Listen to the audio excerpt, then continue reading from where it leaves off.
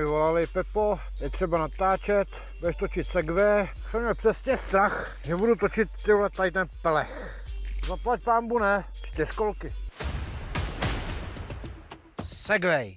To si všichni pamatujeme, před, já nevím, 10 rokama to bylo strašně populární ve městech, lidi na tom lítali po chodníkách, pak byly nějaký průsery, padali z toho a já měl strašný strach, že mě na tom nesmyslu budou nutit jezdit. A víceméně jsem rád, že budu testovat 4kolku.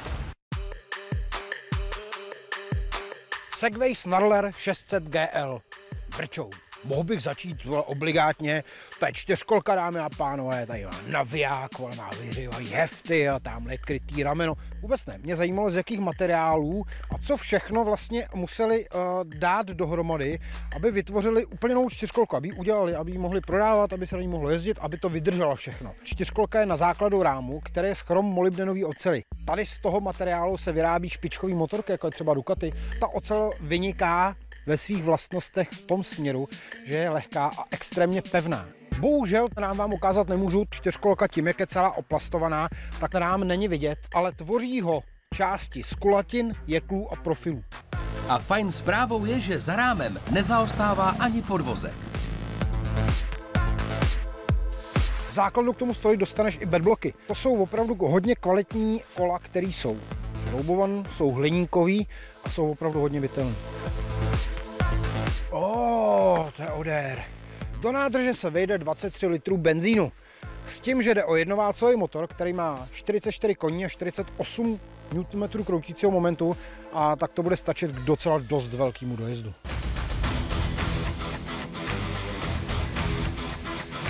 Není to plnotučná 600.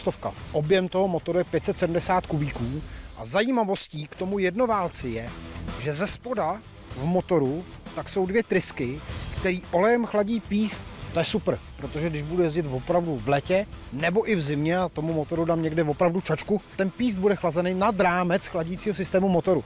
To je dobře vymyšlené.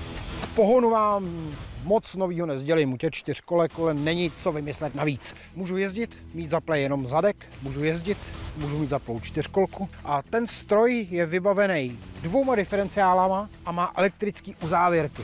Jsou věci, které mají obrovský vliv na jízdní vlastnosti 4kolek.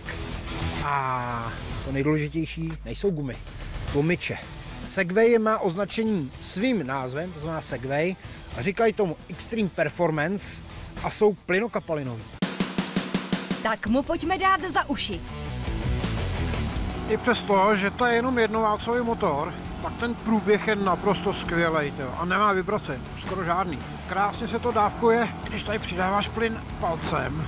Nekope to nikam, máš to tam hned. Terén, na kterým jezdím, tak je jeden z nejtěžších, který vlastně může být, protože je absolutně zmrzlej, je napadaný sníh, nějakých 30 čísel prašanů a teoreticky by mě měla ta 4kolka brutálním způsobem kopat, když by nebyly dobře nastaven tlumiče. Výkon prostě tlumiče přenáší naprosto famózním způsobem. Velkou roli na to má posilovač řízení, který teď mám na střední zásah a cítím se strašně bezpečně. Design jako takovej z mýho pohledu se hrozně povedl. Chytře jsou vymyšlený protektory na našlapávání, nárazový rámy a ochrana jak ramen, tak z předku té 4kolky je opravdu z hodně bytelného plastu. Určitě je to levnější a ty plasty v dnešní době už jsou tak kvalitní, že vlastně plnohodnotně nahrazují to železo, který je těžký. IT technologie se pomalu, ale jistě dostávají i do segmentu 4kolek. Co to znamená? Segway si můžeš ovládat pomocí aplikace v chytrým mobilním telefonu.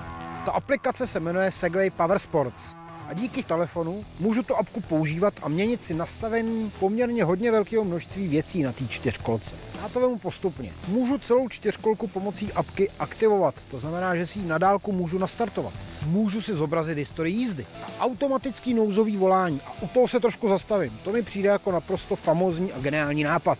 Já na té 4kolce jedu, než vyjedu, tak si vemu svůj chytrý mobilní telefon, najdu si tam člověka, kterýmu věřím, který mi je blízký a zadám si ho do té apky. Pak poletím někde lesem, náhodou mi to někde nevyjde, hodím tam rybu, budu ležet pod 4kolkou a ta apka chytře zavolá tomu člověku, kterýho jsem si zvolil: Pepa je v průseru, přijeď pro něj, tady máš jeho polohu.